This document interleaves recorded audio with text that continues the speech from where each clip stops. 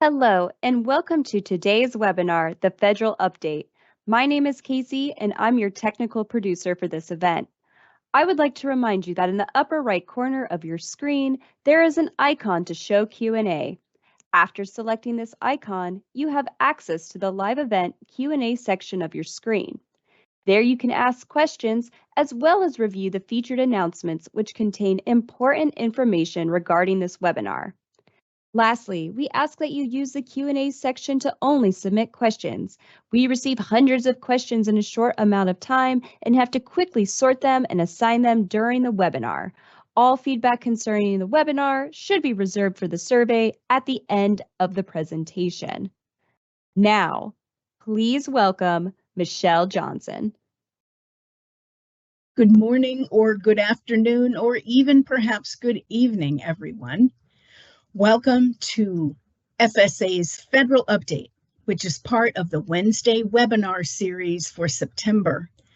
I'm Michelle Johnson, and I'll be your presenter for today. Here's our agenda for today. The new and changed regulations that went into effect on July 1st, as well as the continued implementation of previously new regulations, has kept all of us swimming to keep from drowning. Well, that's why I'm here as your lifeguard. In this presentation, I'll cover many important changes, starting with a discussion of the status of the 2024-25 FAFSA form and related issues. Next, we will discuss the 2025-26 FAFSA form launch, which includes an exciting new beta process. Then I will cover some of the final rules that went into effect on July 1st, 2024, and the notices of proposed rulemaking that were recently published. Then I'll go over some of FSA's recent policy guidance and explore ED's training opportunities. Finally, I will provide some reminders, such as about the Student Aid Internet Gateway mailbox and software requirements for receiving 2024-25 ICERs, and discuss important resources for your daily Title IV administration priorities. To begin, the new streamlined FAFSA for the 2024-25 award year has been in use for nearly a year. Let's talk about the status of the project since its launch. As of today, we have received nearly 15 million FAFSA form submissions. Many issues that developed after this historic launch have been permanently resolved or have workarounds for users. ED updates the 2024-25 FAFSA issue alerts page so you can follow our progress. The processing of paper FAFSA forms began in July. These represent about 0.4% of all FAFSAs submitted. There are situations that have arisen that require additional handling that slows down the process, such as identifying applicants who have also applied online. These represent half of all the paper applications, and needing to return forms for additional information. We will continue to keep you updated, of course. Now, for corrections, schools continue to be able to make individual corrections through the FAFSA Partner Portal.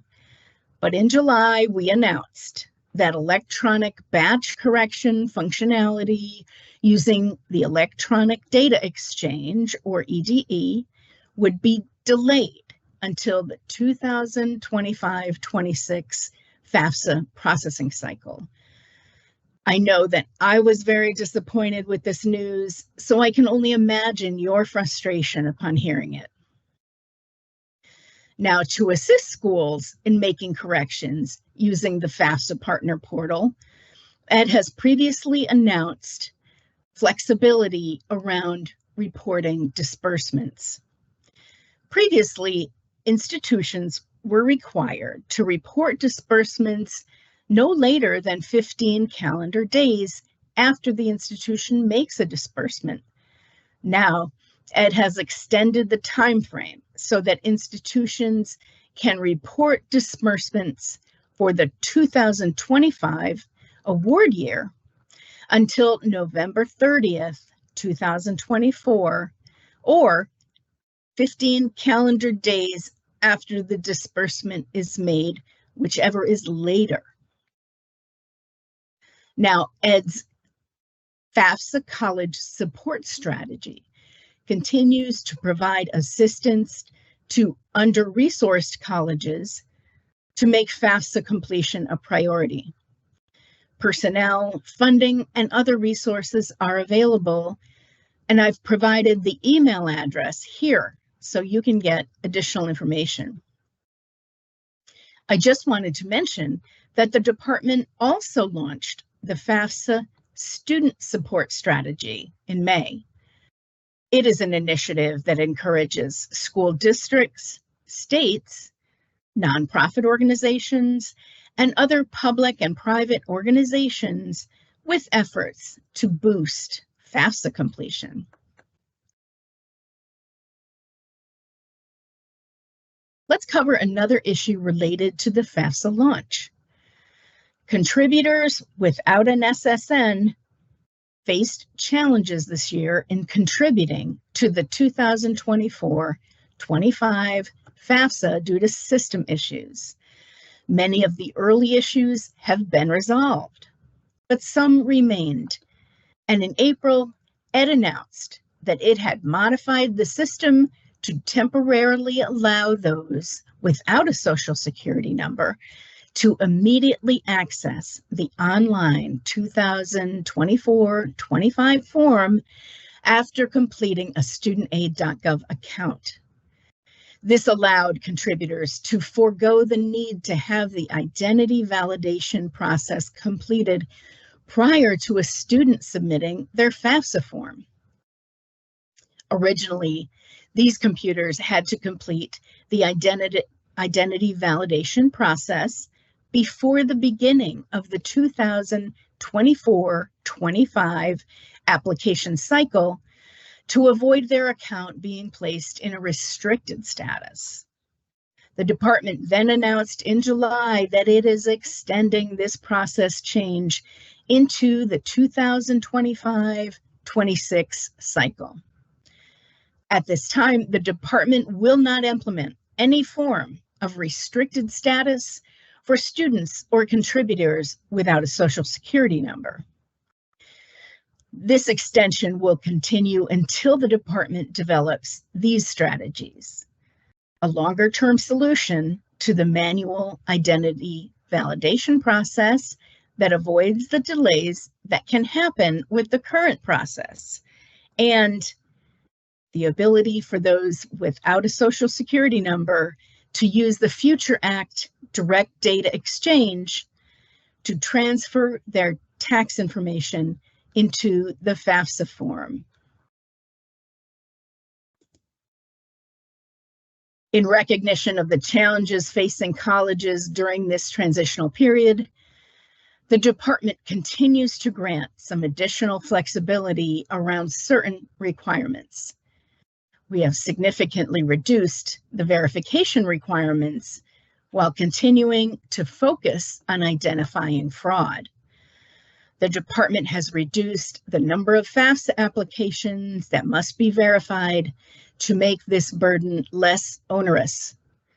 With the implementation of the direct data exchange with the IRS made possible by this year's overhauled FAFSA form, the department is receiving the vast majority of income data directly from the IRS, which does not need to be further verified. We also extended the gainful employment, or GE, reporting deadline from October 1st to January 15th of next year. I'll discuss more about verification and GE reporting later in the presentation. As issues with the new 2024-25 FAFSA form come to our attention, we're working quickly and diligently to resolve them and to ensure that students and contributors have continued access to the application. We can continue to track the resolutions and workarounds on the FAFSA issue alerts page. Thank you, as always, for working with us. If you or others you know are encountering issues, please contact the Federal Student Aid Information Center so we can track and monitor challenges that pop up. You can find contact information for FSAIC on this slide and in the Help Center on FSA Partner Connect. Another topic related to the 2024-25 FAFSA is described in Electronic Announcement General 2453. It covers a temporary change to the Department of Homeland Security's, or DHS's, systematic alien verification for entitlements, or SAVE. A situation came to light for applicants who indicated they are an eligible non-citizen on the FAFSA form, but failed the DHS primary match, and then were assigned a secondary match status of pending. This happens because the secondary match process with DHS is not currently available. Students who fail the primary DHS match are indicated as pending in the DHS secondary match status field of the Institutional Student Information Record, or ISIR.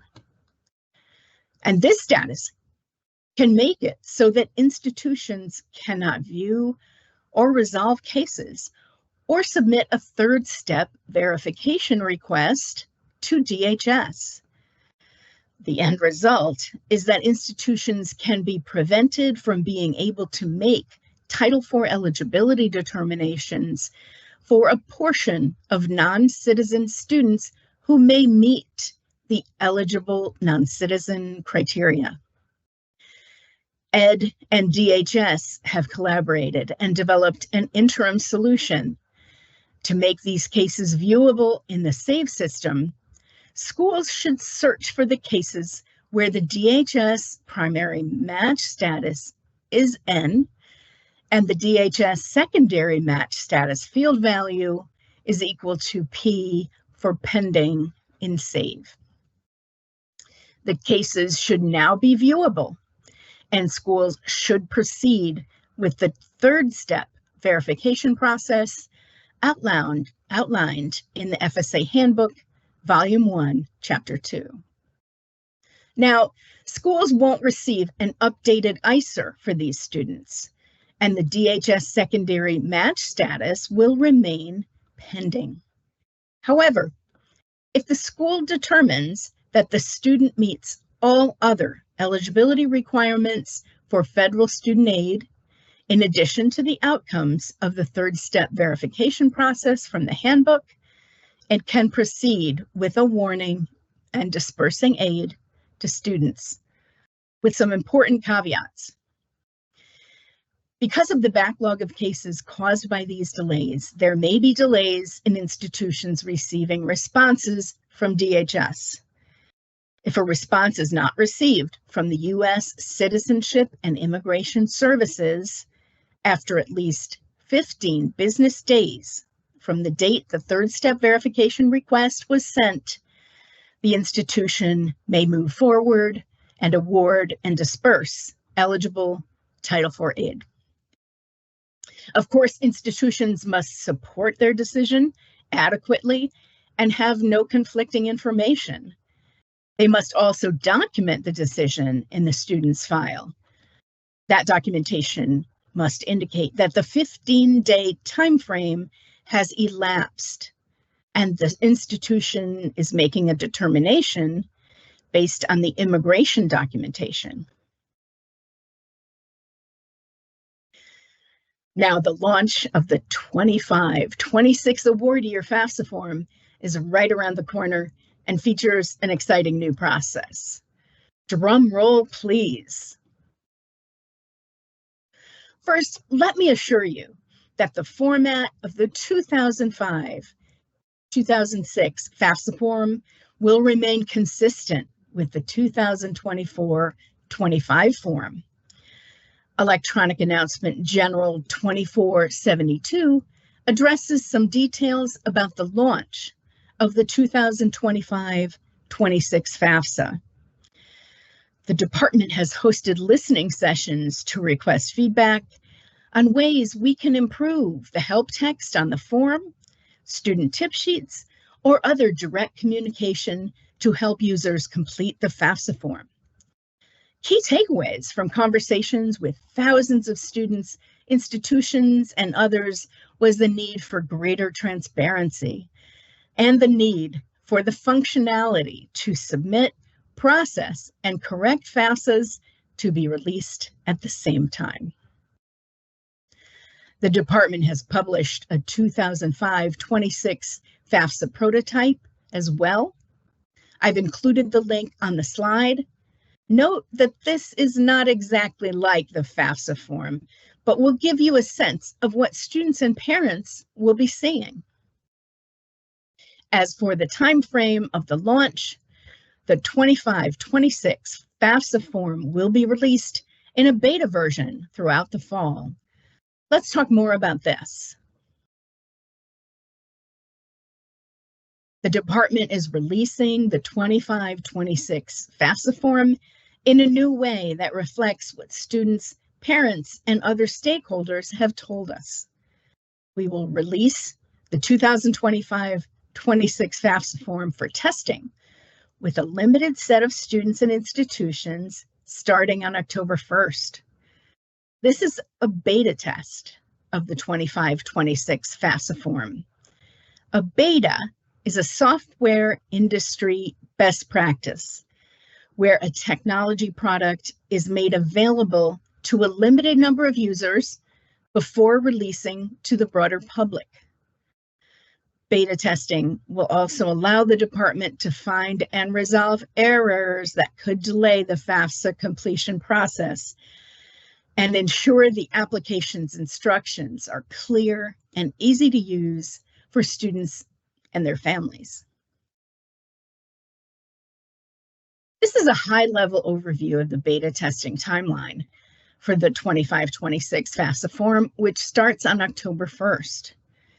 As I mentioned, the test will start out with a small number of users, probably in the hundreds.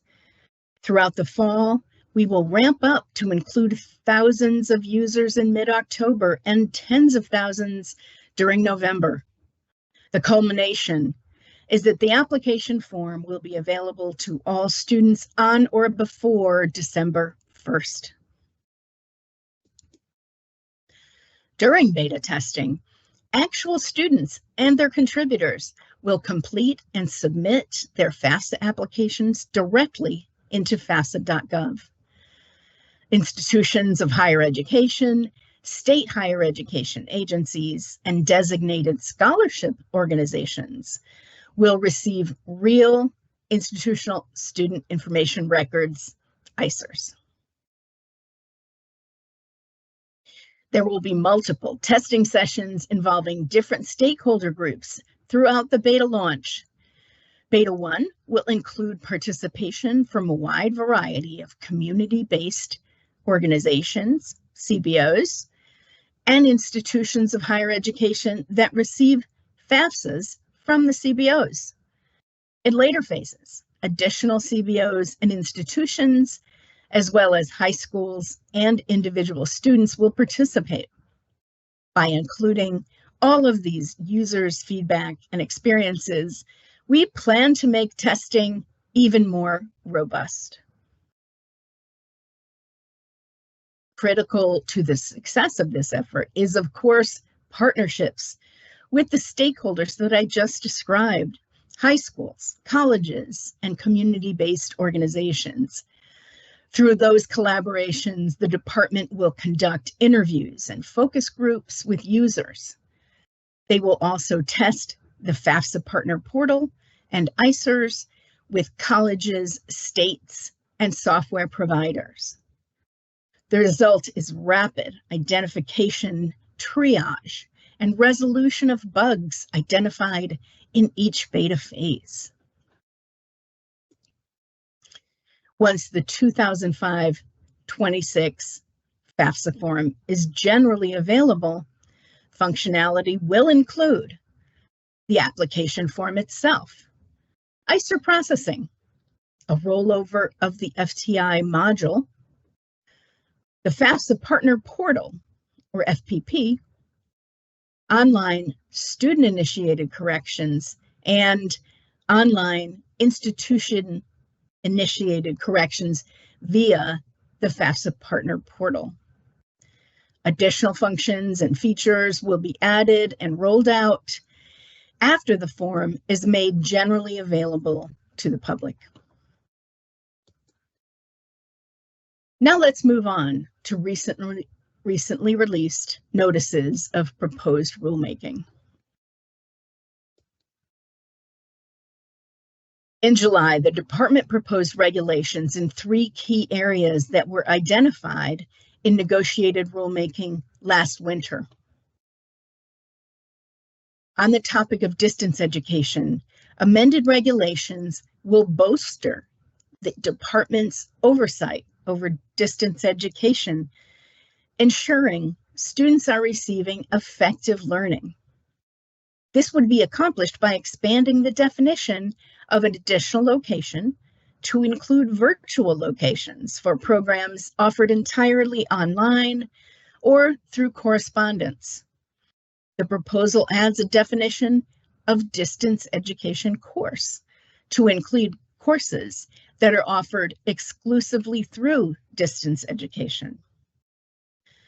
The proposal also would require institutions to report their students' distance education status and would not allow asynchronous distance education in clock hour programs for Title IV HEA purposes. Let me say more about that. Under the definition of a clock hour, the current regulations allow for distance education in a synchronous, asynchronous class, lecture, or recitation, where instructors and students have direct interaction, or an asynchronous learning activity involving academic engagement in which the student interacts with technology that can monitor and document the amount of time that the student participates in the activity. The new regulations do not allow for the asynchronous learning delivery option in clock hour programs.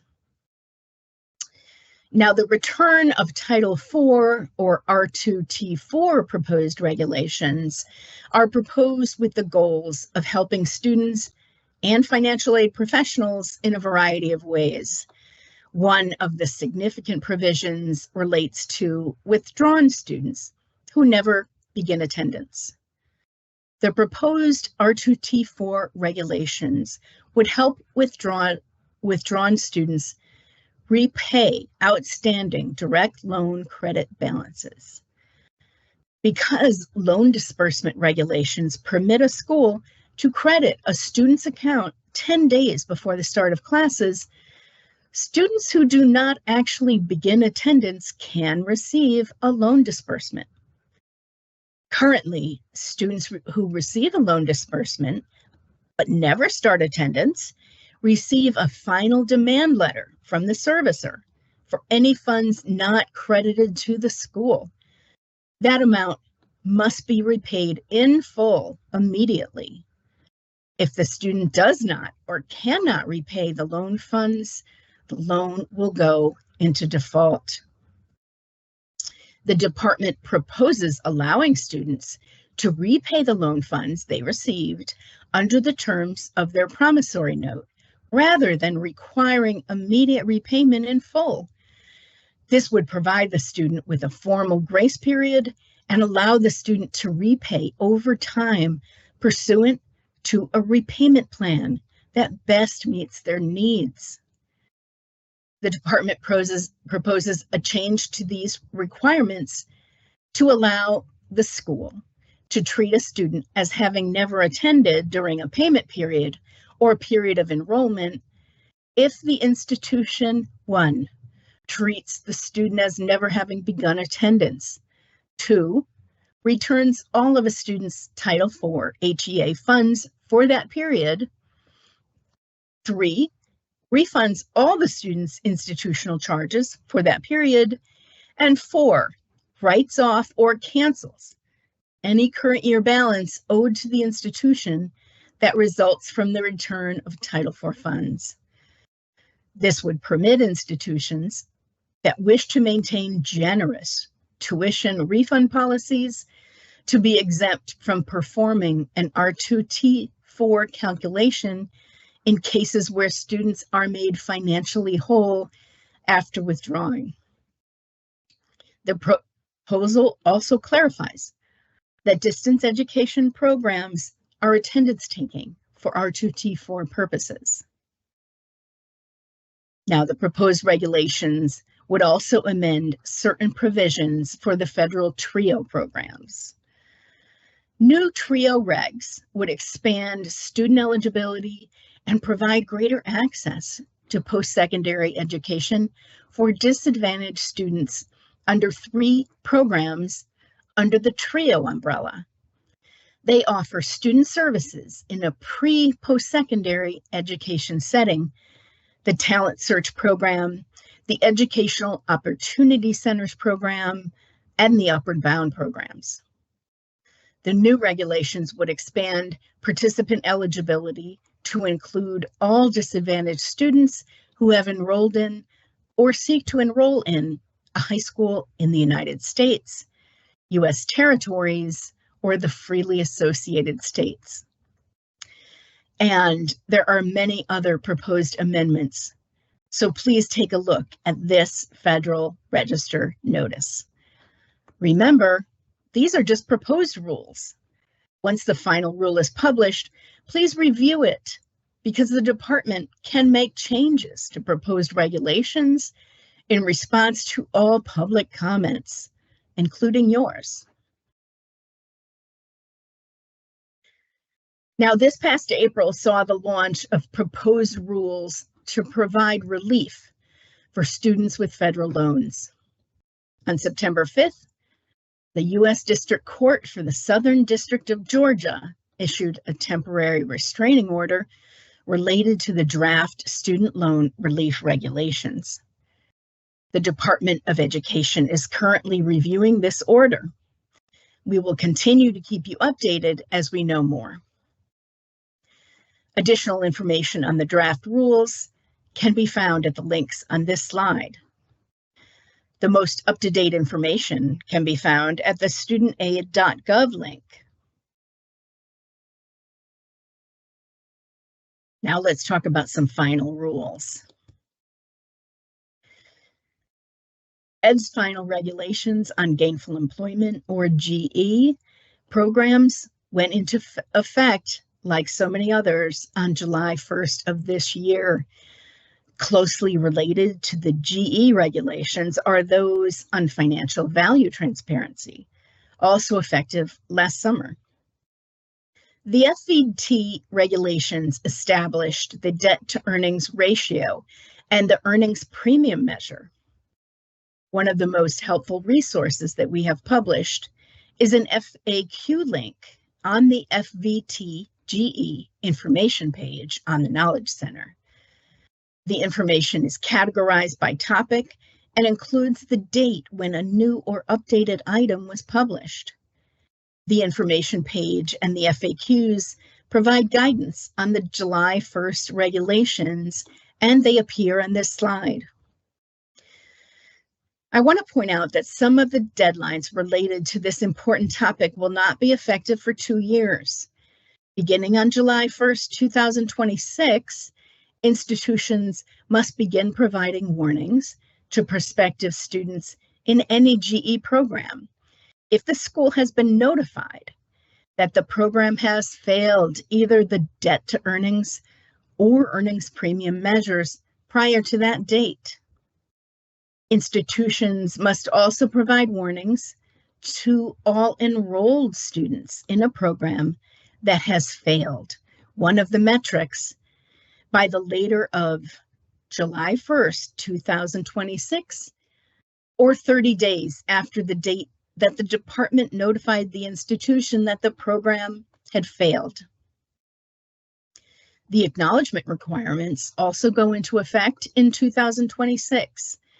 At that time, if a school fails to meet the debt to earnings ratio benchmark, a school will need to acknowledge that they viewed the disclosures related to the debt to earnings ratio before they enroll in a graduate degree program that failed to meet the performance benchmark.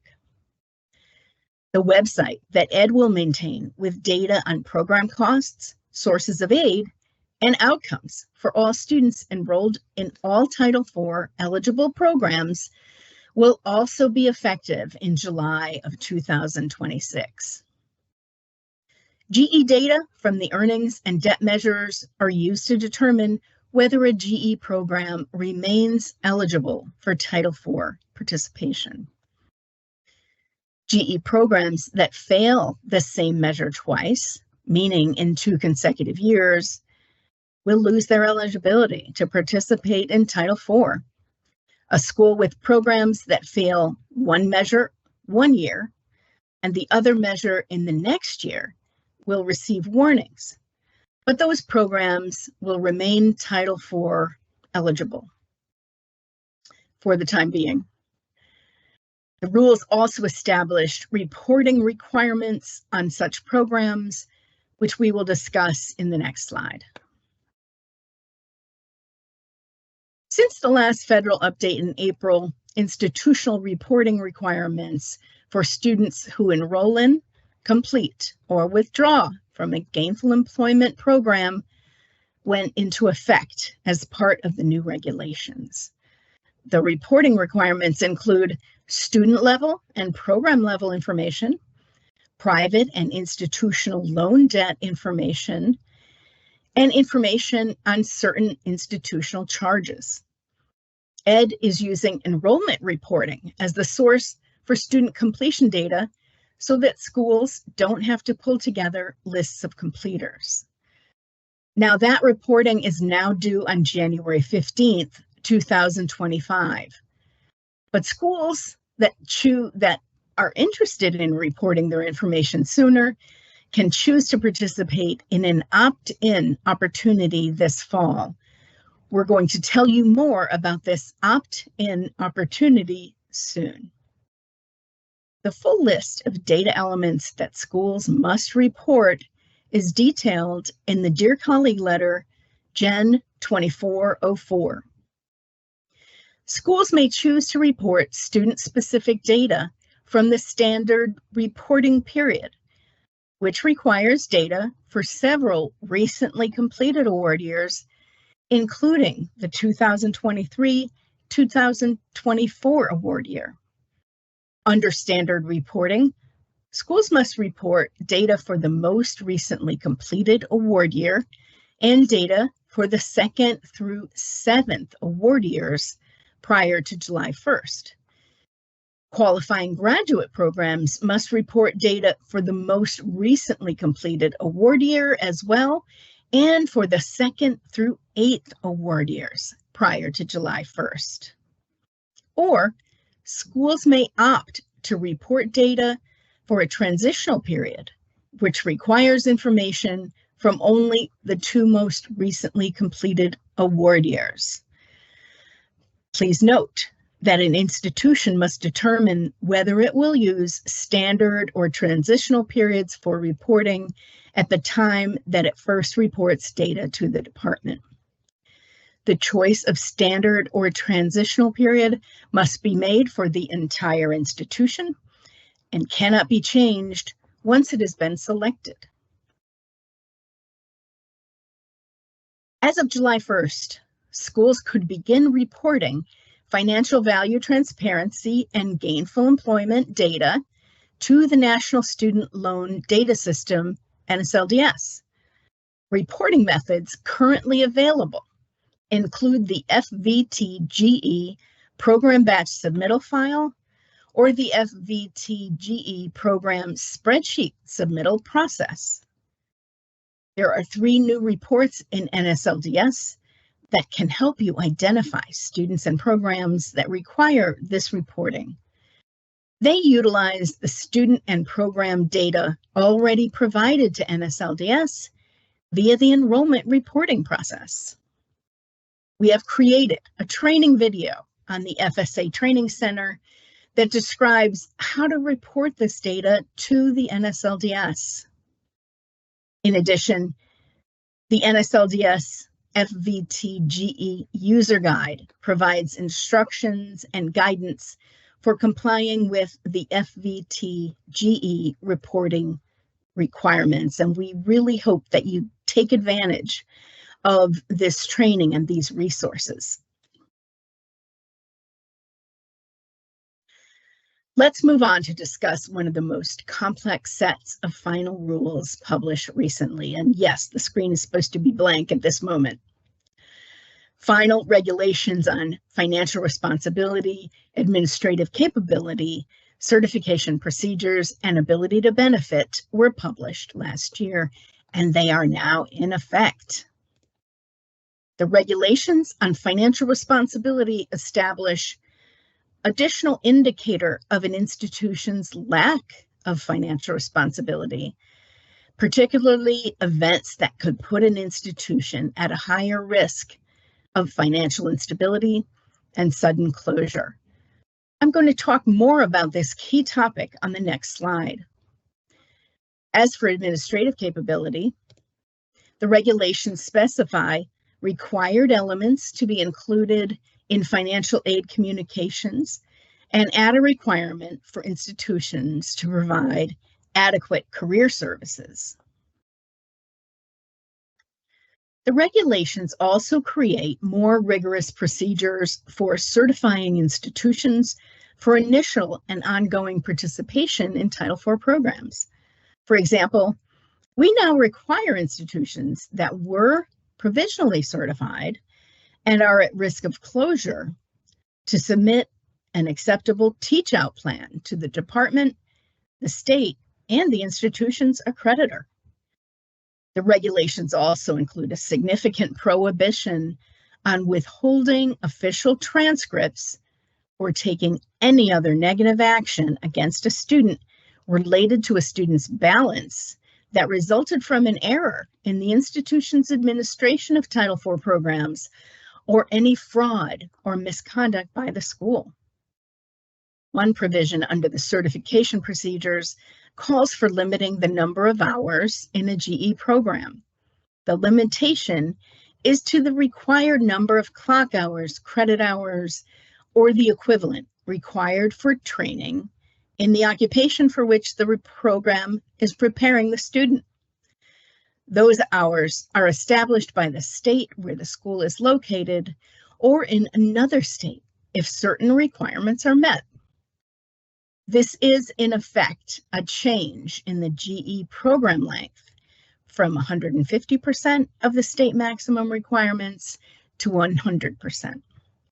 However, in June, the United States District Court for the Northern District of Texas issued a preliminary injunction preventing the department from enforcing the changes on the program length limit.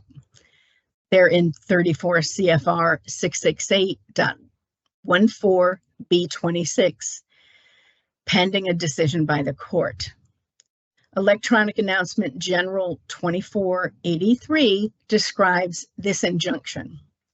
Therefore, until further notice, institutions must continue to comply with the maximum program length regulations that were in effect prior to July 1st, 2024. Schools do not have to follow the new regulations until further notice.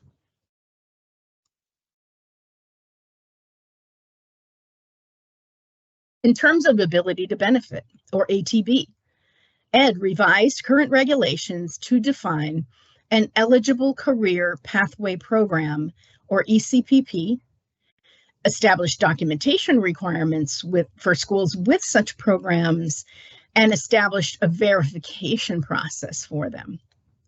Recently, guidance was issued regarding how to apply for an approved state process so that students who are enrolled in an ECPP may be eligible to receive Title IV aid through that ATB alternative.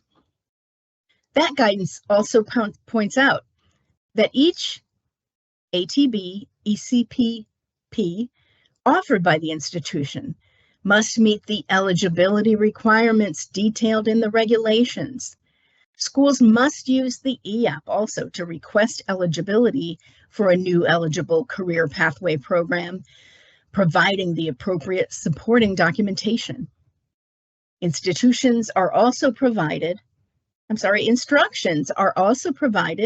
for schools that offered one or more ATB career pathway programs prior to July 1st, 2024 to request eligibility of those programs.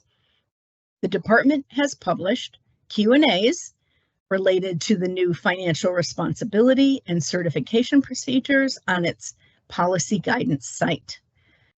That was announced in General 2461.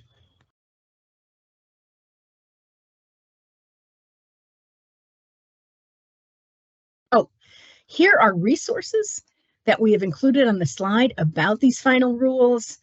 There are a lot of them and probably more, but we want you to be fully informed about these comprehensive new rules that now apply to your institution's Title IV administration.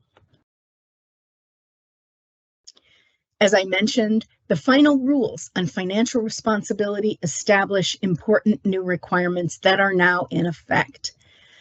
First, the regulations provide new and updated indicators called triggers to help the department identify high-risk events at institutions and establish the need for financial protection to be provided if necessary. Mandatory triggers are described under 34 CFR 668.171C.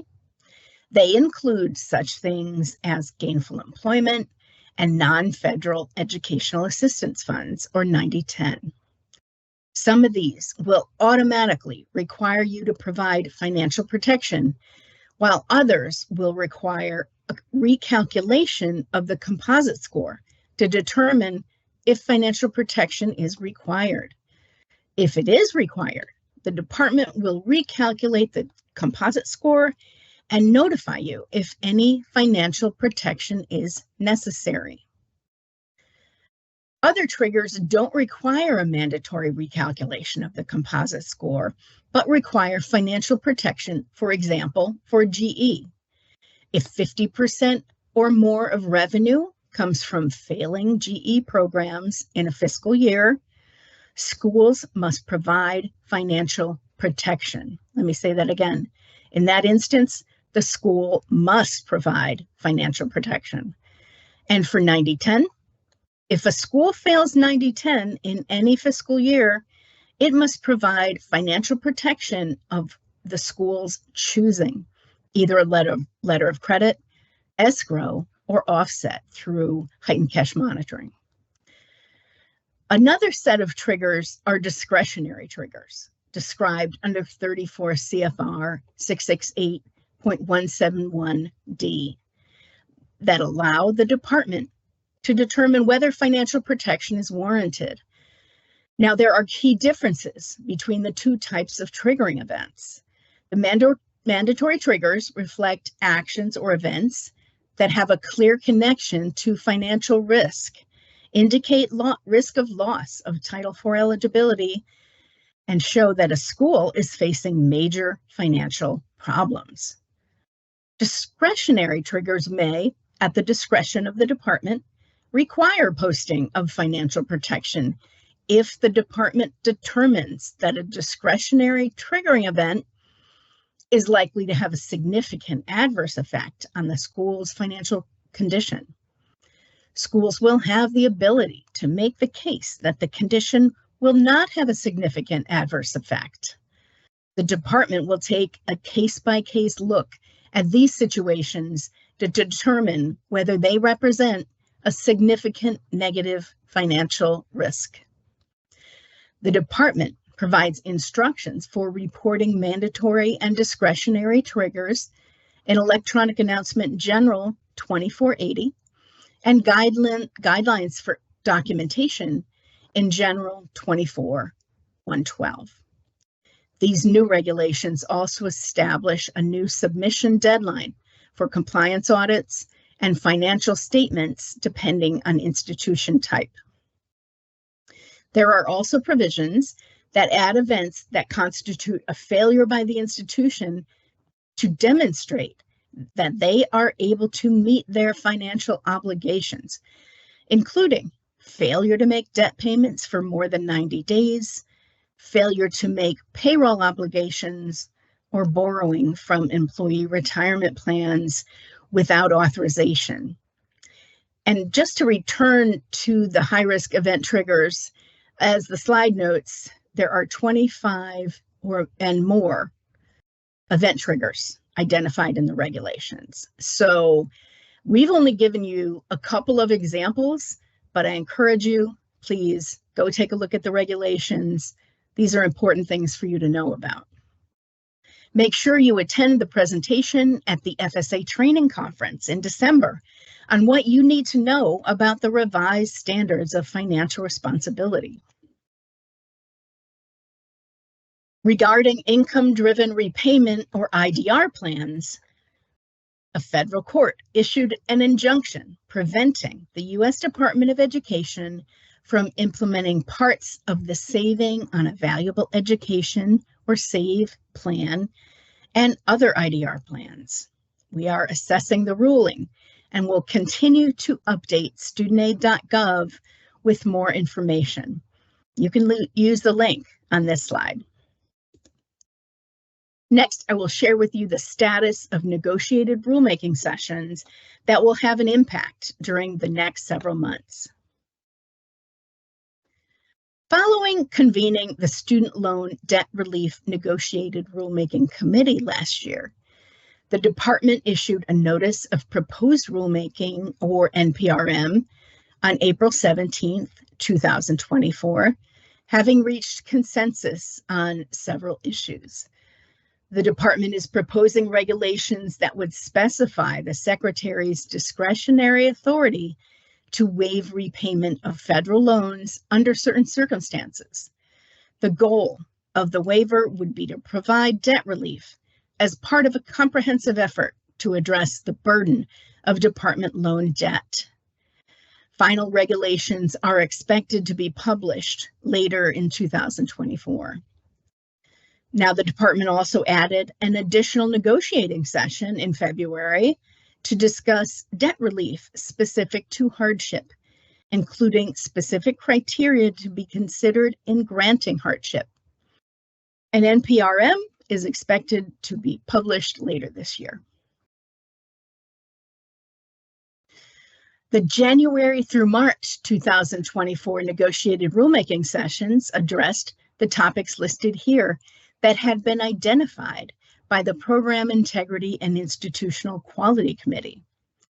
The department decided to develop regulations on 3 of these topics: distance education, return of Title IV, and TRIO program participant eligibility. Ed published an NPRM on those issues, and I'm sure they sound familiar because I described them previously in this presentation. Next on the agenda is some of Ed's recently published policy. Regarding the launch of the e-app on FSA Partner Connect, I wanted to remind you of the flexibility the department has granted regarding submitting recertification applications for schools with PPAs expiring in September and December of this year. So several of you may be falling into that group with your PPA expiring in September of this year in a few days. Rather than having to submit their applications 90 days prior to their PPA expiration date, schools with a PPA expiration date of September 30th have until that date to submit their recertification applications. Similarly, those with PPAs expiring on December 31st have until then to submit the EAP. These flexibilities are due to challenges that schools have faced accessing the new EAP on Partner Connect. Ed has also experienced issues in processing recertification applications. We always appreciate your patience as we address the struggles that have arisen over the past year. One such issue is with the DocuSign process to capture signatures on applications and the PPA electronically. While we all welcome the move away from paper, I'm sure the introduction of this new process has had its hiccups. Another snag that has been identified resulted in some guidance being issued about email addresses on the EAP. Most recently, guidance was issued that schools and third-party servicers that use the system must have specific email addresses to help ensure correct processing within the system. This means schools must enter email addresses that are specific to a person rather than an organization or office. I'm talking about generic email addresses. For example, president's office at school.edu or FinAid office at school.edu that are used by or accessible to more than one person. They should not be used for eligibility work in FSA Partner Connect, the EAP, or the third-party servicer inquiry form. Using generic email addresses can result in the DocuSign email not being sent to the institution or not being sent to an authorized user. Make sure you regularly check the EAP and third-party servicer inquiry form updates page where we communicate information about the new system. You can also contact the FSA Partner Connect and School Relations Center if you are having access issues. Another option is to submit questions using the Contact Customer Support form on the FSA Partner Connect Help Center. You should select Partner Connect feedback as the topic of your question, so it is directed appropriately. Of course, a subscription to the Knowledge Center helps ensure that you will be alerted when things change or new operational guidance is issued. I have included here the FAFSA information to be verified for the 2024-25 award year. These elements and instructions were published last year. In addition to the data to be verified, the Federal Register notice on verification details the documentation that is acceptable to complete that process. If an applicant is chosen for verification, their ICER will include a flag and the relevant verification tracking group, or VTG. Much of the applicant's tax return information, including information from their spouse and parents, is now coming directly from the IRS through the FADDX, as we have mentioned. Federal tax information, or FTI, transferred directly from the FADDX to the FAFSA form is automatically considered to be verified. However, for instances where income and tax information cannot be obtained directly from the IRS, the applicant needs to manually enter the necessary information into their FAFSA form. The manually entered data may be subject to verification. Note that family size must be verified. Family size replaced household size for verification purposes. Income from work is obtained through the W-2 and/or signed statements. Income earned from work for non-tax filers needs to be verified through a verification of non-filing document. This is for individuals who have not filed and under IRS or other relevant tax authority are not required to file a 2022 income tax return. Examples of other tax authorities include the Republic of the Marshall Islands, a U.S. territory, or a foreign government. Note that the verification of non-filing document is not required for dependent students or anyone who would file under the IRS. It is only required for non-filers under another tax authority. The new FAFSA submission summary indicates when an application has been selected for verification. The FAFSA submission summary replaced the Student Aid Report, or SAR. For students who are confined or incarcerated, schools must verify the student's identity and statement of educational purpose if they are selected for verification under verification tracking groups V4 or V5. Please note the link to General 2463 on this slide that addresses processing timeframes associated with reporting V4 or V5 outcomes and unusual circumstances and homeless youth determinations in 2425. Earlier this month, we published a Federal Register notice announcing the 25-26 FAFSA verification items for applicants selected by the department, as well as the acceptable documentation for those items. The verification completion process for the 2025-26 award year will largely be unchanged. The FADDX between the Department of Education and the IRS will continue to import most U.S. income and tax information to the FAFSA form. The federal tax information that is transferred via the FADDX to the FAFSA form will continue to be considered verified for Title IV purposes. Therefore, institutions are not required to collect a tax return transcript or a signed copy of the 2023 income tax return if FTI was successfully transferred.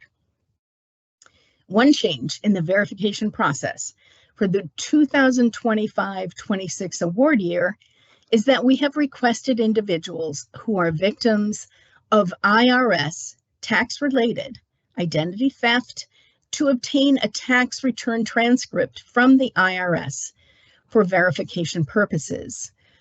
However, these transcript requests have been taking a long time to process. Because of this delay, identity theft victims selected for verification must provide a copy of their signed 2023 income tax return and schedules if applicable. In addition, individuals must provide an IRS 4674C letter.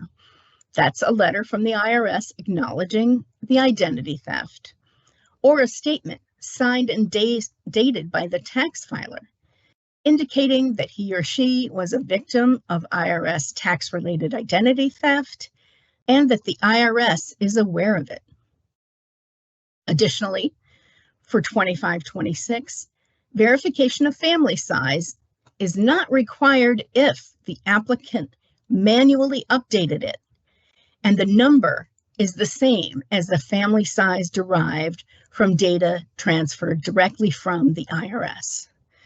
Note that for the 2025-26 award year, we have moved the educational purpose statements to the end of the appendix.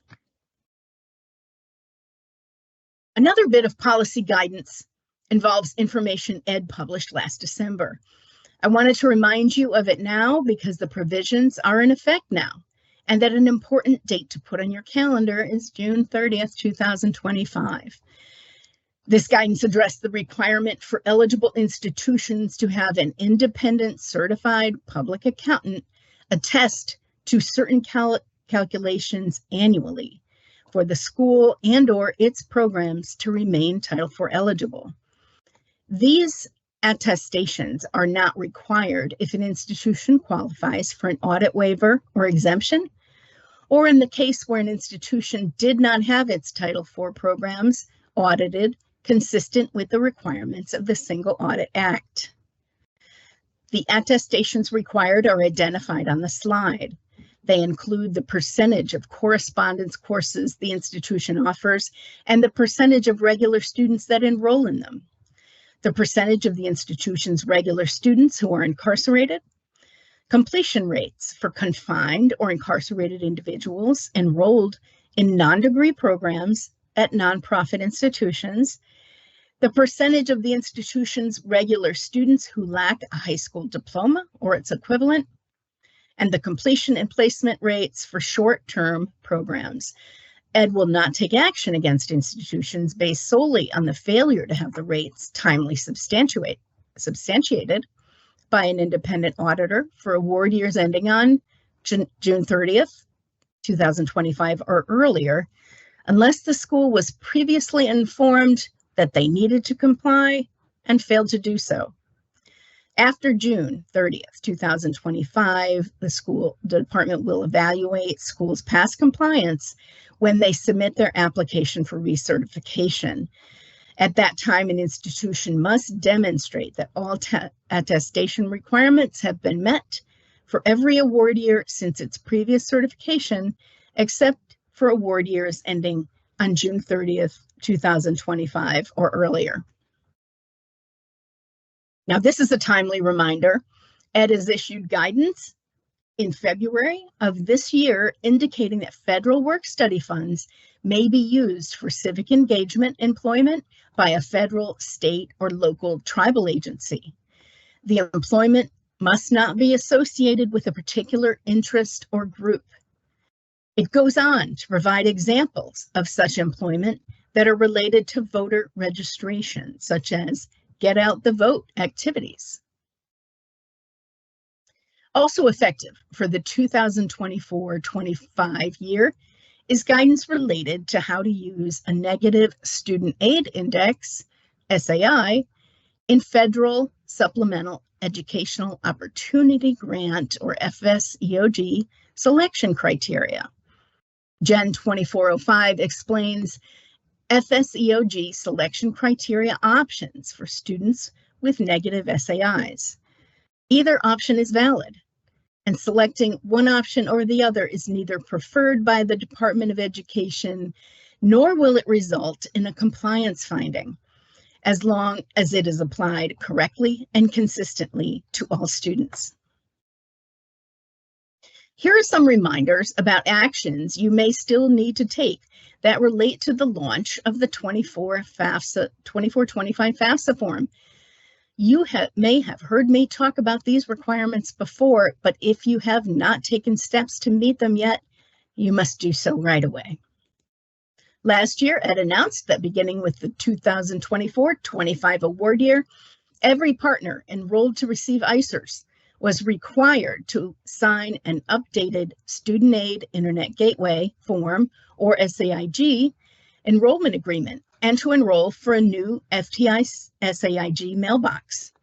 To receive ICER data in this new mailbox, organizations were required to have their Destination Point Administrator, or DPA, who manages the ICER service, sign the new enrollment agreement. The organization's primary DPA, if a different person than the DPA, and the organization's authorized official must also sign a new agreement. If you have not done this, you are not able to accept 2024-25 ICERs. So you should know by now that it's an absolute necessity. We've even provided training on it, so there is no excuse for not getting it done. Here's another process you must complete to receive 2425 ICERs. The FTI SAIG mailbox has been established specifically to exclusively handle the transmission of ICER data containing federal tax information. It boasts updated security protocols and enhanced features to ensure data protection during transmission. FTI SAIG is a separate system from the original SAIG. The original SAIG remains the designated platform for handling all other types of batch data. In addition, every partner enrolled to receive ICERs is required to install upgraded SAIG software to continue receiving ICER data. If the school hasn't already done so, you must install new versions of EdConnect, TD Client, and TD Community Manager. Check out General 2414 and the Software and Other Tools section of the Knowledge Center. Now let's talk about some resources. This year has been such a whirlwind of changes and guidance that we've tried to include even more resources than ever before. I've already shared many of them throughout the presentation, but I want to take this time to highlight a few more. Training opportunities are up next. Ed offers regular training on current topics all year long and posts the webinar recordings and transcripts on the FSA Training Center. Recent sessions you can access now include topics such as preparing for financial value transparency and GE reporting with new NSLDS reports and procedures. In addition, there has been an update on FAFSA processing and filing for applicants without Social Security numbers.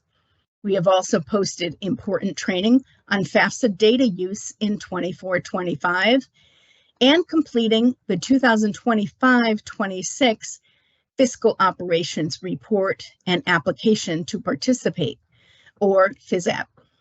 Coming up, we're featuring a live webinar as part of the Wednesday webinar series on finding answers using FSA resources. Video recordings and transcripts are typically posted to the FSA Training Center 1 week after the event. We hope you are looking forward to the 2024 FSA Training Conference, which will be held virtually from December 3rd through 6th of this year. The agenda and session topics are posted now. As always, the FSA Training Conference will feature top-notch presenters on relevant topics.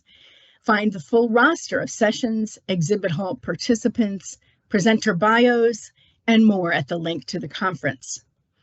Here are some examples of the many hot topic sessions that will be offered. A FAFSA update, Foreign Schools FAQ on FAFSA simplification and the electronic application, or EAP. The revised standards of financial responsibility and what you need to know. The CLARI Act, managing campus protests and understanding emerging trends, as well as an in-depth analysis of the access, disclosure, and use of federal tax information, FTI, and FAFSA data through case studies. Registration opens next month. The publication of the 2024-25 FSA Handbook is now complete. This is one of the most important resources you have as a financial aid professional. And we can tell when you send us questions through the Help Center when you have researched the handbook in advance, and we really appreciate it. Here are some specific resources about the FAFSA and impacts brought about by FAFSA simplification. Recently published is an announcement of the 2024-25 award year deadline dates, such as the dates when the electronic and paper FAFSA forms are due, and the deadline for electronic and paper corrections, as well as verification documentation. Pay attention to that FAFSA issue alerts page on the Knowledge Center. We're constantly updating it to keep the community informed about issues and resolutions as they happen. The SAI Index and Pell Grant Eligibility Guide has now been published for the 2025-26 year.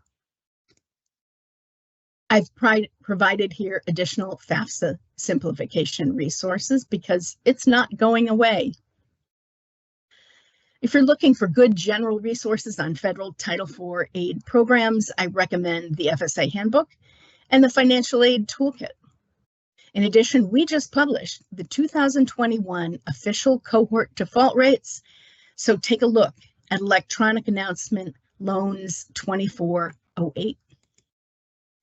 Some critical resources I recommend that you explore again or for the first time, including resolving conflicting information, the 90-day change in ownership notification requirement, and 2 announcements on campus-based funding. Remember, the FSAP is due in about a week. Because the 90-10 rule always prompts questions, I've included the link to our 90-10 Q&A page. As a reminder, failure of the 90-10 rule in any fiscal year is now a mandatory trigger for financial responsibility. Let me just note, if the 90-10 link doesn't work immediately, please keep trying because we are updating that link as needed. We have some other great resources, including the Knowledge Center, which is our central repository of information for financial aid professionals. Be sure to subscribe to our daily or weekly emails to stay up to date on the latest guidance and resources. The FSA Training Center is also helpful. Take advantage of all that is offered there, including recordings, materials, and Q&A transcripts from our previous Wednesday webinar trainings. And finally, the FSA Partner Connect Help Center. This is where you can submit your policy-related questions, choosing policy guidance from the topic drop-down list. And finally, as I bring the presentation to a close, I want to provide you with the links to Federal Student Aid's many social media platforms. We appreciate your engagement. It's important to us to keep the lines of communication open. We've covered a lot of information today, and now it is almost time for our Q&A portion. Before the Q&A, I want you to take a moment to ask that you complete our 2-minute survey in today's session. Your feedback is very important to us. Please whip out your smartphone cameras and use the QR code here or use the link below the code. Your input helps ensure quality training, informs FSA of areas for improvement, and serves as effective tools for listening to our school partners. Thank you for your attention and engagement today. Maisha, I'm sending it over to you for the Q&A. Thank you so much, Michelle. What a wonderful, wonderful, wonderful summary of the federal update. There was a lot of great information provided today. And now it is time for our Q&A portion of this webinar. I just wanted to share that a lot of you have been very patient waiting for our Q&A portion. So we are supposed to conclude at 2:30, but we are going to stay as long as possible to answer the questions that some of you have submitted. So with that being said, I want to start our Q&A portion with our first question, which is for Melanie. Melanie, will the housing question be added back to the 25-26 FAFSA? Thanks, Maisha. We're going to try to move through these quickly, and I'll say more about our rollover from 24-25 to 25-26 later. But as most folks know, we announced that we would not be making significant changes to the form for 25-26. That means no new questions, no questions removed, and no change to the flow. So that means the answer is no. We will not be adding the housing question back for 25-26. Thank you so much. Kira, I am going to ask, this question is for you. Is there any way to know at the school level that a paper FAFSA was returned to the student for information? Right now, for the vast majority of schools, you won't be able to tell if a paper FAFSA has been returned to your students. The only time that is possible is if you're running a Second Chance Pell program and you originally sent student FAFSAs over as a bulk delivery to the Department of Education with the return address as your institution.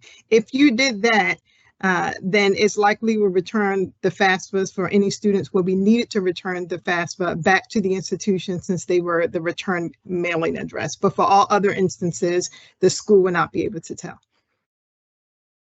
Thanks, Kira. I've got one more question for you since I have you here. Is there any update on when V4 and V5 data entry will be available in the FAFSA partner portal?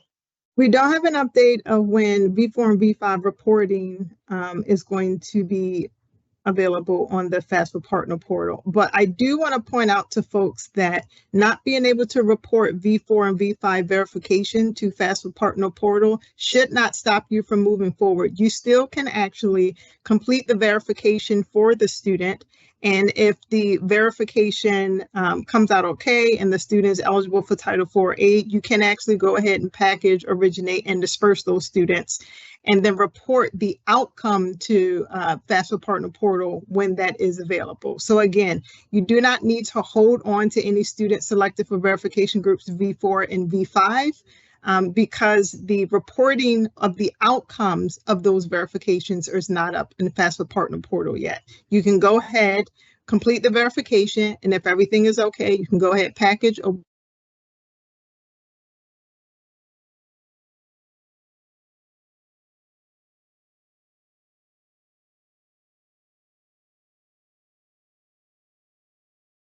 Hi, did we lose Kira? I think we did. We I sure. think we may have. Maisha, yeah, go ahead. I'm still here. Oh, there Can you you hear me go. now?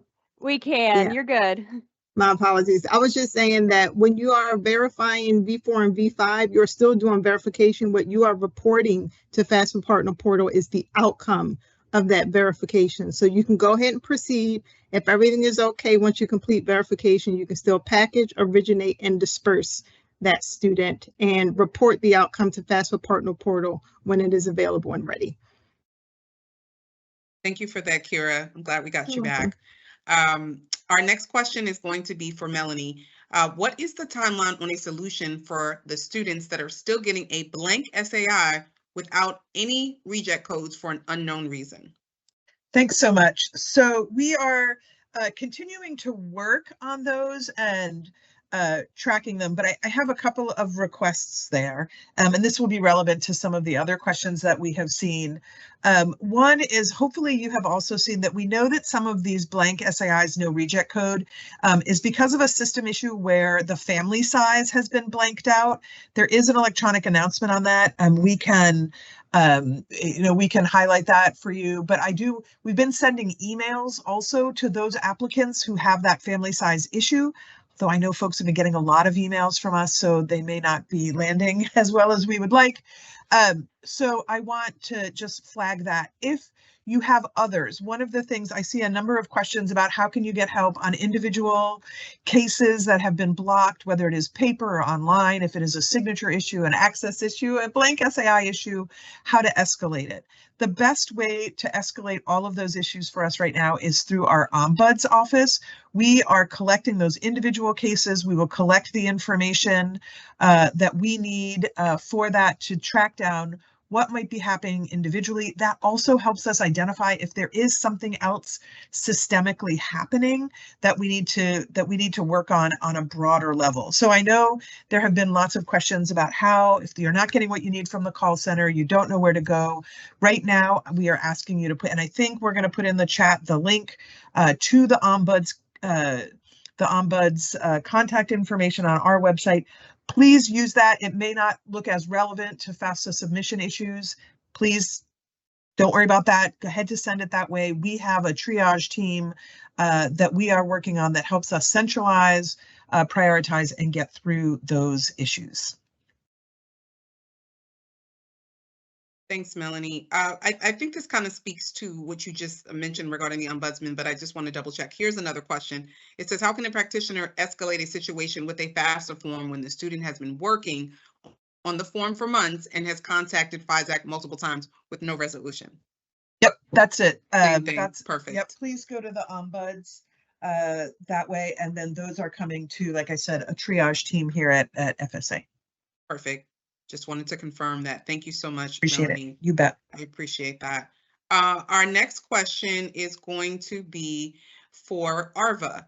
It says, please clarify, 24-25 disbursements must be reported within 30 days until November 30th, after which they must be reported within 15 days, or 24-25 disbursements must be reported by November 30th, after which they must be reported within 15 days. Can you clarify, ARVA, please?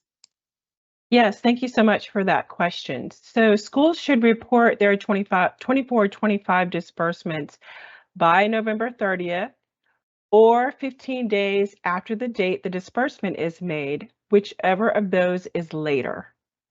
And that is also clarified in the electronic announcement General 24-56. Thanks. Thank you so much, ARVA, for that. We appreciate that. There is another question for Virginia. Could we please have guidance related to the AHSI 25 verification files that we have received via EdConnect? Sure. As a reminder for everyone, the AHSI 25OP file is a report containing a list of students who should undergo identity verification, either V4 or V5, and it's being sent to schools who have been listed on a student's FAFSA form. Now, these files were sent out beginning in mid-July, and the initial files were not cumulative, and schools should be sure that they verify all students listed on all of the lists. Now, this has since been corrected, and the most recent files that have been sent out are now cumulative. They will continue to be.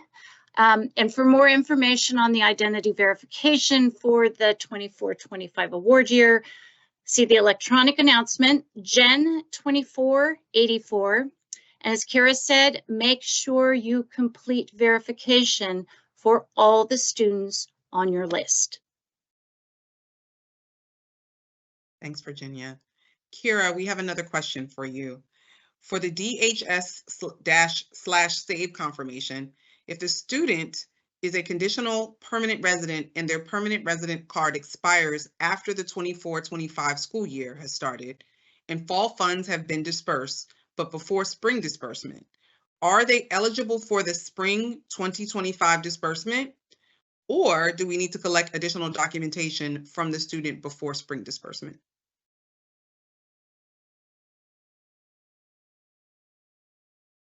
My Kira, are you apologies. there? So, Okay.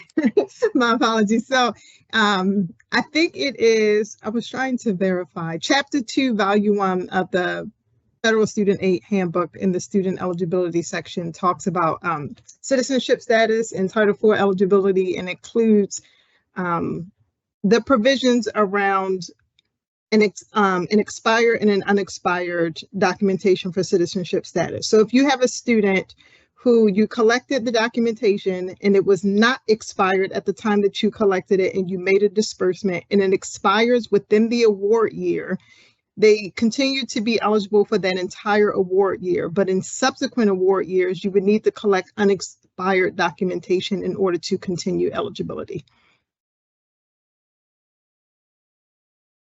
Thanks, Kara, for that. I've got one more question for you regarding SAVE. What happens if 15 days elapses and we disperse aid based on what we believe is valid documentation, but then on day 16, USCIS comes back with their decision and it's ineligible? Do we then need to rescind that aid? You would, but I'm going to suggest that you explore why they are saying that is ineligible. You have ineligible statuses for a number of reasons, but one of which can be documentation is not clear, or they want some follow-up from the student. So you just make sure that your response about ineligibility is not asking for follow-up for a student, where you as an institution can collect additional documentation to submit through the SAVE system. But if the student is actually ineligible, one of the many statuses, again, I'm going to refer folks to Federal Student Aid Handbook, Chapter 2, Volume 1. And in there, if the student is still determined to be ineligible, you will need to return the funds that was dispersed for that student because they were not an eligible student for Title IV. Thanks, Kara. I'm going to keep you right here with one more question. Is it required to collect income earned from work for people who don't file taxes and already have exemptions, such as Max Pell and federal benefits, SNAP, Medicaid, those type of examples? For the vast majority of the students, you don't need to do that. So one of the changes about this new environment under FAFSA simplification, starting with 24-25, is that there's no place on the FAFSA or within the needs analysis formula to put income earned from work for non-tax filers. So if you have an actual non-tax filer, you don't need to verify income earned from work. If you have a situation where an individual said it was a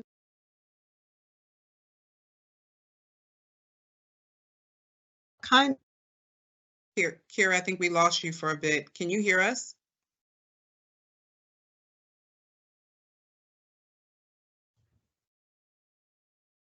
Can you hear me now? Yes, we can hear you now. Yeah, so for the vast majority of the students, you're not going to be collecting income earned from work because there's nowhere to put it on the FAFSA anymore. There's no need for it in the formula for a non-tax filing student. For verification purposes, there are instances where a student may be selected for verification and they're a non-tax filer, and you would need to collect income earned from work to make sure they were not required to file. But those only is going to be in rare situations, and it's not a habit of ours or something that we're searching for to select non-tax filers for verification. So the vast majority of instances, no, you're not going to be verifying income earned from work for students. It's possible, but not going to be the vast majority of situations. Thanks, Kara.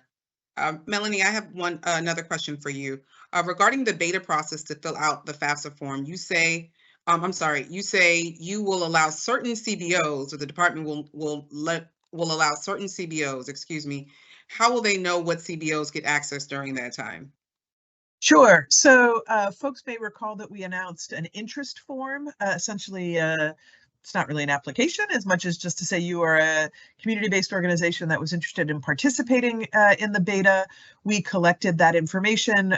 We then did some work to make sure that we were meeting all of our goals and obligations for the beta testing. So we have identified the first CBOs for beta 1. Those were I think announced last week, either maybe in a press release, not an electronic announcement, but there are 6 who will be participating in the beta next week. We expect to be announcing the participating organizations for the later betas, 2 through 4, probably early next week, if not at the end of this week. And we will either do that via EA, or we are working to stand up a beta-focused website that we will obviously announce and share the link to once we have it all buttoned up. But that is where all things beta, including the participating organizations, will be listed. Thanks, Melanie. One more question for you. Can you please share what the current status of the 24-25 paper FAFSA processing, where that stands, please? You bet. So let me say a little bit about paper processing. As we previously announced, we are continuing to process paper applications. However, we are aware of issues being reported regarding missing ICERs or the processing timelines. Students aren't receiving their FAFSA submission summaries, which we are very much still in the process of printing out and sending. We have escalated those issues, and I expect we'll have an electronic announcement with a status on all things paper processing in the coming days. Please note, though, that some paper applications have been returned to students for missing signatures, incomplete data, or other issues after that initial review. We have also been actively reviewing the requirements that our vendor uses to necessitate a returned application, because there are some where we think we could loosen some of those requirements to address some of the issues that we could resolve internally without sending the application back. We are actively doing that. So unfortunately, some applications may have been returned for what appears to be a missing signature when in fact the signature should be accepted. In that case, Student will have to resubmit the signature as a correction, but we are trying to minimize those. As I mentioned, and I think we've fixed the link and the update to the feedback form for the ombuds.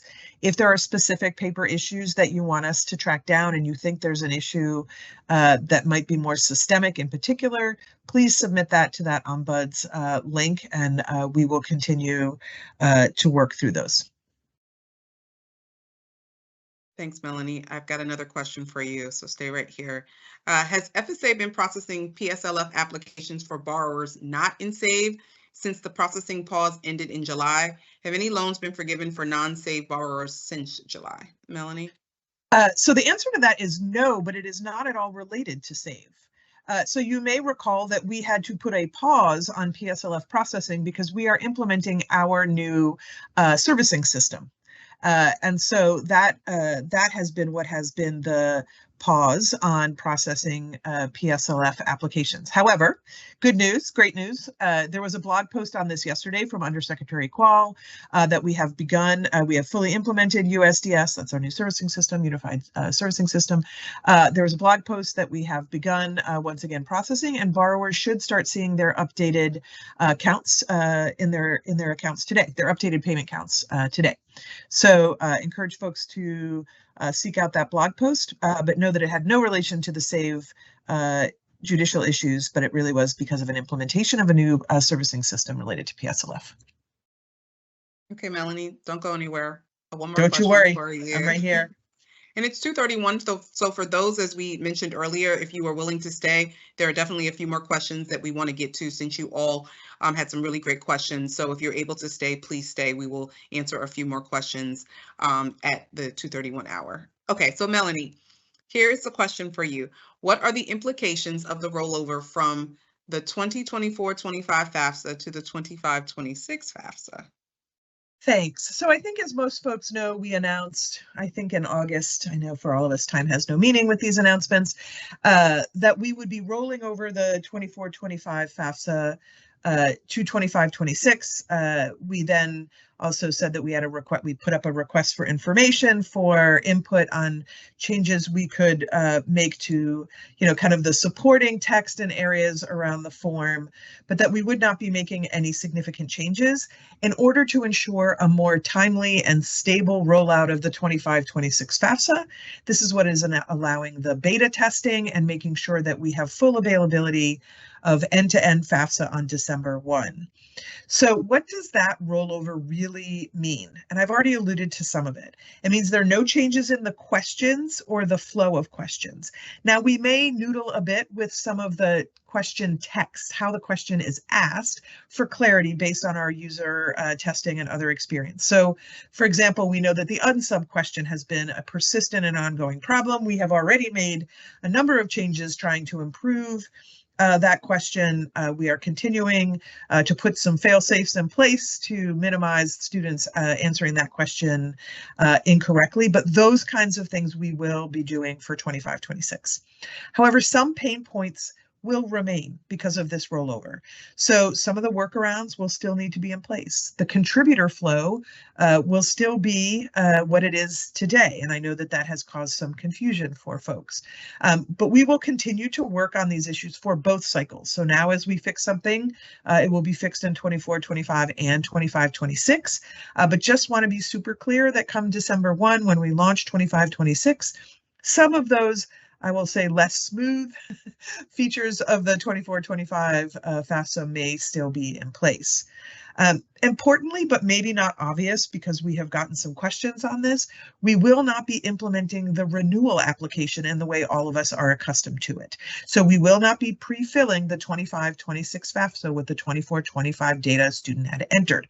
It will look just as they experienced it in 24-25. The only data that will be pre-filled in the 25-26 FAFSA will be the information we draw from the FSA ID or the studentaid.gov account. So just really want to level set, kind of The good news is it will be fairly consistent and a familiar flow for students. The bad news is there will still be some awkward things that we will hopefully, be able to help students avoid. But it also means that we will not have significant changes in flow or in some of those things like the contributor information. Thank you for the distinction, Melanie. I will give you a break, and my next question is for Alexis. Alexis, is it possible for those contributors without an SSN to be able to use the Financial Aid Direct Data Exchange to transfer tax information using a ITIN? Okay, thank you so much for that question. So no, contributors without a Social Security number are not able to use the FADDX or the Future Act Direct Data Exchange to transfer tax information using the ITIN, which is the Individual Taxpayer Identification Number. Those contributors without an SSN or a Social Security number, including those with an ITIN, they will need to manually enter their financial information on the FAFSA form. The IRS will then subsequently make an attempt to retrieve federal tax information at a later date through a direct data exchange, and the FAFSA form will be reprocessed if necessary. Now, when it comes to the parents, okay, so for parents without an SSN, they can log into the FAFSA form on the web by going to FAFSA.gov to start or complete their section of the FAFSA form after the student has already invited them to add their information into the FAFSA form. Any of your students or parent contributors, they can get more information, step-by-step information on studentaid.gov, and they can also refer to, you all as the schools can refer to the electronic announcement general-24-52 for more updates on this. Thank you.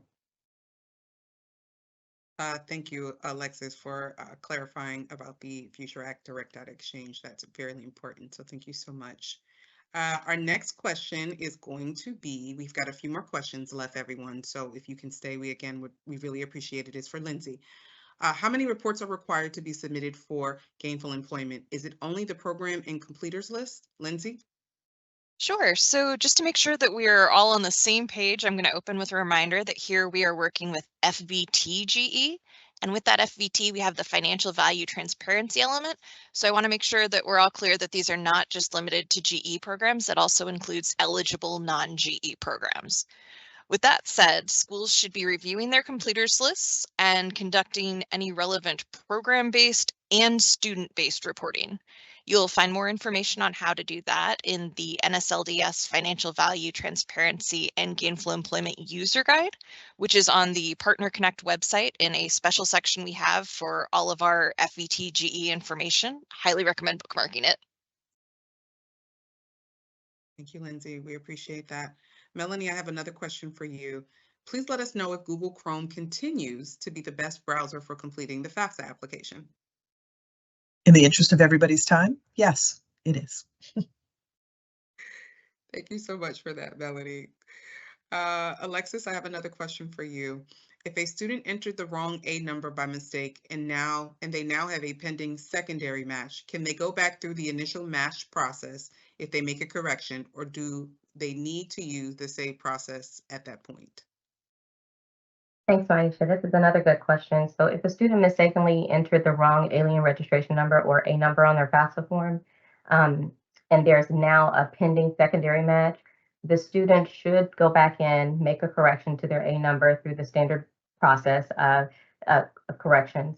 And then when they do that, it'll trigger a new match with the Department of Homeland Security using the updated information rather than needing to use the save process immediately.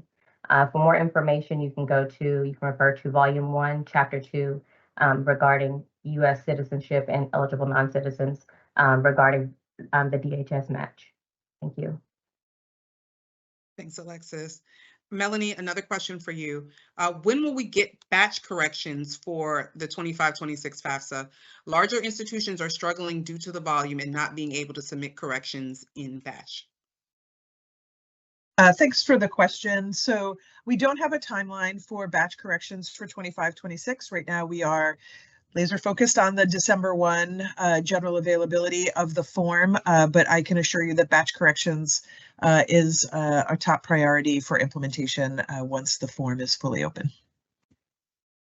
Okay, Melanie, another question for you. Based on the letter that was recently sent out by the Secretary, the understanding is that the department will continue to waive the requirement for parent contributors without Social Security numbers for the 25-26 FAFSA cycle. Therefore, for 25-26, students will be entitled to their aid even if their non-SSN parent's account is not verified, as long as it's created and signed. Is that correct? That is correct. Easy. Thank you so much. You bet. Our next question is for David. So there's a question regarding something being referenced for July 2026 for FVTGE, but I think there was a correction regarding the year. David, did you want to clarify? Sure. So the information on that slide was accurate. I think the confusion might be between the two different implementation dates for those rules. The reporting and completers list requirements were effective in July 2024, and that's when FSA opened the NSLDS reporting process for institutions to use. But the warning and acknowledgement process won't be effective until July 2026. And that was the date that she was referencing verbally throughout that part of the presentation. Schools are not subject to the requirements to provide student warnings or to ensure that students have properly acknowledged the information in FSA's system for graduate programs until July 2026. Thanks, David. Appreciate the clarity. Virginia, this question is for you. Can you provide clarification on the requirement for a verification of a non-filing?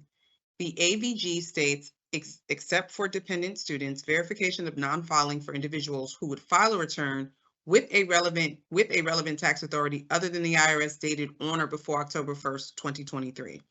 Can you provide an example of an individual that would need a verification of non-filing, and what tax authority would it come from?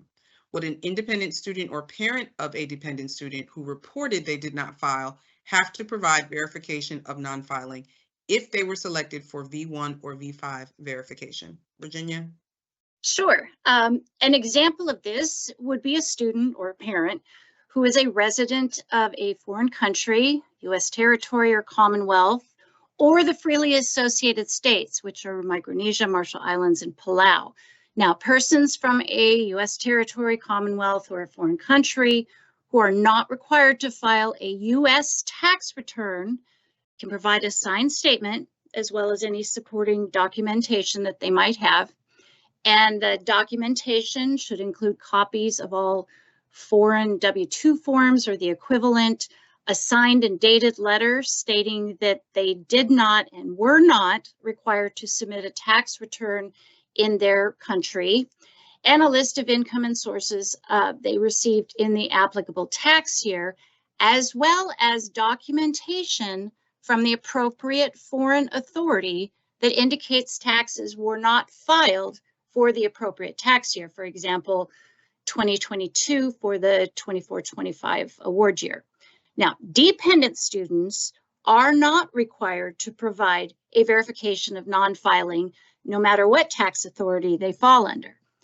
Independent students or parents of dependent students who would file under U.S. tax laws would not need to provide a verification of non-filing from the IRS. Thank you for the clarification, Virginia. Appreciate it. David, a question for you. How do schools with less than 30 graduates who are doing transitional reports that they choose that option to NSLDS if they aren't doing any reporting? Do you need me to repeat that question? No, I think I understand the question. So first, I want to make sure that folks keep in mind that the only time that a school is exempt from reporting for a given program is if that program is part of a group of substantially similar programs that have less than 30 completers over the 4 most recently completed award years. So that's not going to happen all that often. It will happen with very small programs. And in that case, if those are the only programs that you have, you would not be subject to reporting requirements for this year. In that situation, if in the following year you were subject to reporting for at least one of those programs, you would indicate whether you would use transitional or standard reporting at that time. Thanks, David. Appreciate that. Melanie, if you're still here, we've got a question for you. You may cover this in time. Are there any updates on the non-SSN contributor verification process and whether the TransUnion process will be fully functional? Yeah, we sort of addressed that in one of the previous questions. So right now we will continue to waive the non-SSN contributor verification process. So students can apply and receive aid with those contributors not being verified through the kind of full process. And we are looking kind of holistically at that verification process to streamline it and make it both faster and simpler for families. So that is why we have waived it through 25-26. So no timeline on what the TransUnion process or what next. Okay, one more question for you, Melanie. Has the department given a timeline as to when guidance will be made available regarding financial aid data sharing, FAFSA data, and FTI data? Yeah, thanks for that. I know folks are very anxious to receive that guidance. We continue to work on it with our colleagues over at FSA, but also over at the department. And I don't have a timeline, I'm afraid, for when that will be published. Thank you so much for that.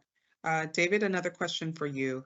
Regarding transcript withholding, to be clear, is it only a no-no if the balance for the student is based on an error the school made with Title IV aid? So if a student lost non-Title IV funding due to not continuing to meet requirements that creates a balance owed on the account, the institution can still withhold the transcript in these cases? That's the question. So it's a good question. Keep in mind that there are two different requirements related to transcript withholding. The first requirement is that a school is never permitted to hold a transcript or take any negative action against a student due to a balance created by an error related to Title IV funds. That is an important part of that one, that the school is responsible for. So in the circumstance that they're describing, if the school had not made an error and the only issue was that the student had lost a scholarship that was institutional in nature, then the school would not be required to, would be permitted to withhold the transcript if that was the only piece of the situation. But remember that there's a separate requirement about transcript withholding that requires the institution to transcript all credits associated with payment periods in which the student received Title IV aid and fully paid for all of the institutional charges during the period. So the school would need to also ensure that the student didn't meet those criteria as well, and if they did, the school would still need to provide a transcript with all the credits for those particular periods. Thanks, David. I appreciate that. Melanie, another question for you, and we've got a few more questions, you all, just a few.